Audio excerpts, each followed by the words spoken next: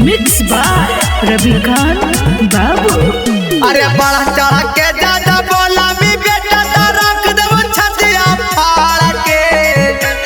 रे सुन, अरे बड़ा चढ़ा के ज्यादा बोला भी बेटा तो रख देबो छतिया फाड़ के।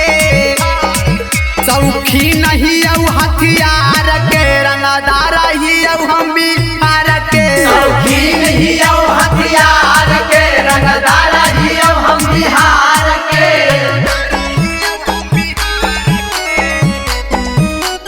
Music by Kanchan Raj Muzaffarpur. अरे एक मिनट में कर दे बहु हम गोलिया के बौछार रे। दोस्त हमार रंगदार हकौचे हरवे से खून खार रे।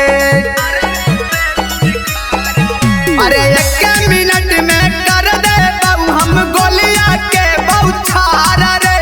दोस्त हमारे रंगदार हकौचे हरवे से खून खार रे। अरे जाने हम चाहबो रे बेटा रख देबो झंडा गाड़ के।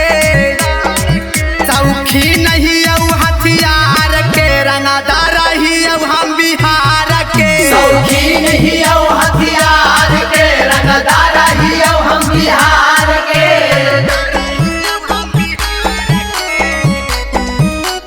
Music by Kanchan Raj Muzaffarpur. अरे बन में जे तू माफिया बेटा भीतर दे डाल रे। पूरा जिला में हमारे नमक चलत अब भौकाल रे।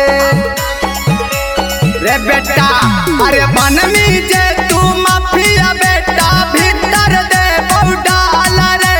पूरा जिला में हमारे नमक चलत अब भौकाल रे। रविंदर दीवाना डरता ना बेटा गोलिया के बौछार से। सौखी नहीं औ हथियार के, रंगदार ही औ हम बिहार के। सौखी नहीं औ हथियार के, रंगदार ही औ हम बिहार के। नमूना रिकॉर्डिंग स्टूडियो राजगीर।